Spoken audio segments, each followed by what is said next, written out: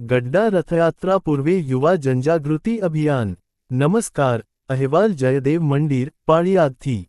ગડ્ડામાં આવતીકાલે યોજાનાર 33મી ભવ્ય રથયાત્રાને લઈને નગરમાં ઉત્સાહનો માહોલ છે, પણ આ ભક્તિના માહોલ વચ્ચે ગડ્ડાની યુવાશક્તિએ સ્વચ્છતાનો એક અનોખો સંદેશ આપ્યો છે।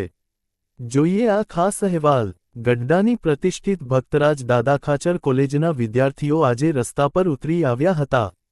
કોઈ વિરોધ માટે નહીં, પરંતુ શહેરને સ્વચ્છ અને સુંદર રાખવાના ઉમદા ઉદ્દેશ્ય સાથે। બોટાદનો જાપો હોય, અંબાજી ચોક હોય કે પછી ટાવર ચોક, દરેક મુખ્ય માર્ગો પર વિદ્યાર્થીઓએ શેરી નુક્કડ નાટક દ્વારા લોકોને જાગૃત કર્યા। નાટકના માધ્યમથી વિદ્યાર્થીઓએ સંવાદો દ્વારા એ સમજાવ્યું કે જ્યારે ભગવાન જગન્નાથજી નગરચર્યાએ નીકળે ત્યારે આપણી પણ જવાબદારી છે કે આપણે રસ્તા પર કચરો ન ફેલાવીએ અને પ્લાસ્ટિકનો ઉપયોગ ટાળીએ। નગરજનોએ પણ આ યુવાનોના જુસ્સાને બિરદાવ્યો છે અને સ્વચ્છતા જાળવવાના શપથ લીધા છે। નિસંદેહ, આ માત્ર એક ધાર્મિક ઉત્સવ નથી, પરંતુ સામાજિક સમરસતાનું પ્રતીક છે। ગડ્ડાના આ યુવાનોએ સાબિત કર્યું છે કે ભક્તિ અને સ્વચ્છતા જ્યારે સાથે મળે ત્યારે જ ઉત્સવની ખરી શોભા વધે છે। આવતીકાલે આખું ગડ્ડા શહેર ભક્તિની સાથે સાથે સ્વચ્છતાથી પણ મહેકી ઉઠશે। અહેવાલ જયદેવ મંદિર, પાળિયાદ। ડોક્ટર આઈજે સુતરિયા, મદદનીશ પ્રાધ્યાપક, ભક્તરાજ દાદા ખાચર વિજ્ઞાન અને વાણિજ્ય કોલેજ ગઢડા।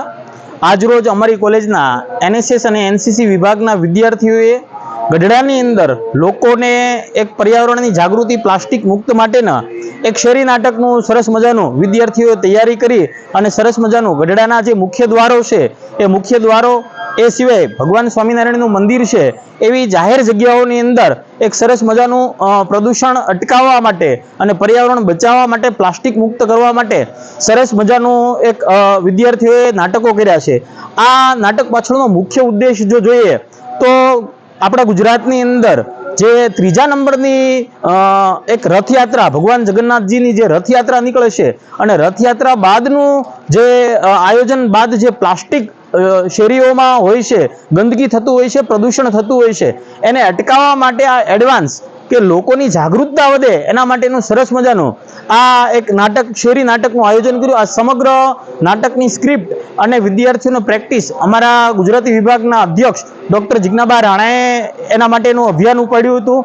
આ કાર્યક્રમની સફળતા માટે જ્યાં જ્યાં જરૂર પડે ત્યાં એમનું માર્ગદર્શન અને મંજૂરી જેમણે આપી છે એવા અમારી કોલેજના આચાર્ય શ્રી ડૉક્ટર સેંજલિયા સાહેબ, એમનો પણ આભાર વ્યક્ત કરીએ છીએ। સાથોસાથ સરસ મજાનું અમને દરેક જગ્યાએ મદદ કરવા માટે રથયાત્રા કમિટીનો પણ અમે હૃદયપૂર્વક સંસ્થા વતી આભાર કરીએ છીએ। સાથોસાથ ગઢડાના નગરજનોએ પણ અમને ખૂબ સહયોગ કર્યો છે, એ બદલ એમનો પણ આભાર વ્યક્ત કરીએ છીએ। અને વિદ્યાર્થીઓએ સરસ મજાની પ્રેક્ટિસ કરી લોકો સુધી એક સંદેશ પહોંચાડવા માટે કે આપણી આટલી સરસ મજાની રથયાત્રા નીકળે છે અને રથયાત્રા નીકળ્યા બાદ પણ પછીના દિવસોમાં પણ સ્વચ્છતા જળવાય એના માટે એક એડવાન્સમાં એક સરસ મજાનું શેરી નાટક કર્યું છે, એ બદલ એમને પણ અભિનંદન પાઠવીએ છીએ। જય હિન્દ, જય ભારત।